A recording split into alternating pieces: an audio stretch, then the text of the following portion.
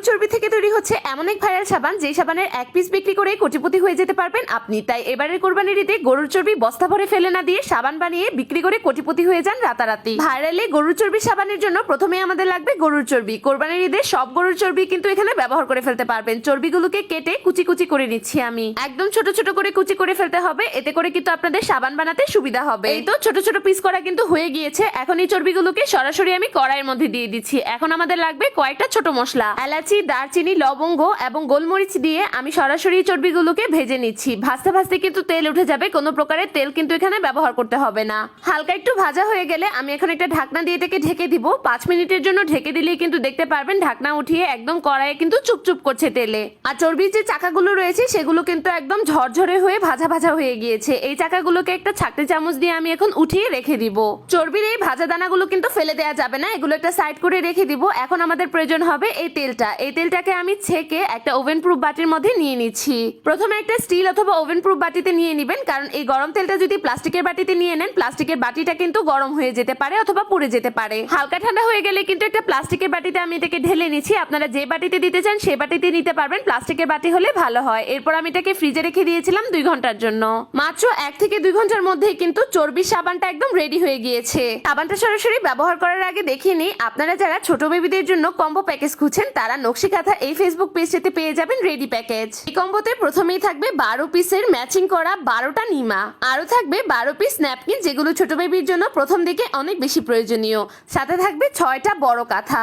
নকশি কাঁথাগুলো এত সুন্দর যে আমি বাংলাদেশের আর কোনো পেজ অথবা কোনো বাসায় এত সুন্দর নকশি কাঁথা দেখিনি। 6টা কাঁথায় কিন্তু ভিন্ন ভিন্ন কালারের এবং সুন্দরভাবে হাতে কাজ করে সেলাই করে দেওয়া। আর 6টা থাকবে ছোট কাঁথা। ছোট কাঁথাগুলো কিন্তু অনেক বড় সাইজের হয়, বেবিকে একদম সুন্দর করে র‍্যাপ করে আপনারা কোলে নিতে পারবেন। নকশি কাঁথার ফেসবুক পেজটা আমার ডেসক্রিপশন বক্সে কিন্তু ট্যাগ করা থাকবে, আপনারা চাইলে এখান থেকে অর্ডার করে ফেলতে পারবেন। এই ভাইরাল সাবানটা এখন আপনাদেরকে কেটে কেটে আমি দেখিয়ে দিই এই সাবানটা কতটা সুন্দরভাবে সেট হয়ে গিয়েছে, দেখতেই কিন্তু পাচ্ছেন। এত বড় বড় করে কিন্তু পিস করা যাবে না, আমি একদম ছোট ছোট করে পিস করে নিচ্ছি এগুলোকে। আপনারা কিন্তু চাইলে ছোট ছোট বক্সেও কিন্তু জমিয়ে নিতে পারবেন। অনেকেই আবার মনে করবেন এই সাবান দিয়ে আবার কোথায় মাখবো, এটা কিন্তু ব্যবহার করার সাবান না অথবা গায়ে মাখার সাবান না, এই সাবানটা কিন্তু খাওয়ার সাবান। এবং এই সাবান বিক্রি হয়ে আসছে আদিম যুগ থেকে চড়া দামে। সাবানটাকে আমরা ডালডা হিসাবেও চিনে থাকি, দেখতে একদম সাবানের মতোই হয়, এজন্য আমি আপনাদেরকে সাবান বললাম। এটার ব্যবহার প্রণালীটাও আপনাদেরকে দেখিয়ে দিচ্ছি। ছোট একটা টুকরো নিবেন এবং এটা কড়াইয়ের মধ্যে একটা পরোটা দিয়ে দিবেন।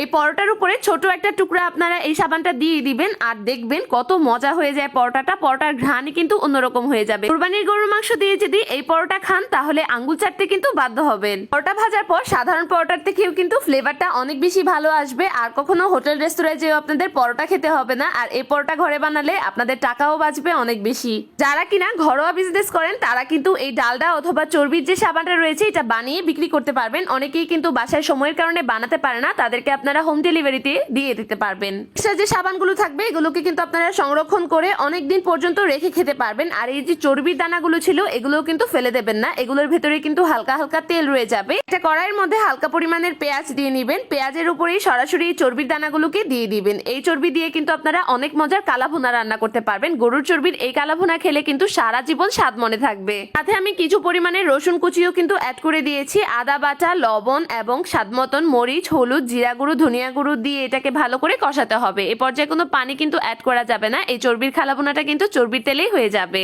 ভালোভাবে ভাজা ভাজা হয়ে গেলে কিন্তু কালাভুনাটা রেডি হয়ে যাবে। দেখতেই পাচ্ছেন কত সুন্দরভাবে হয়ে গিয়েছে। আর এরকম সব নিত্য নতুন টিপস পেতে আমার পেজটি ফলো করে আমার পাশেই থাকুন। ধন্যবাদ।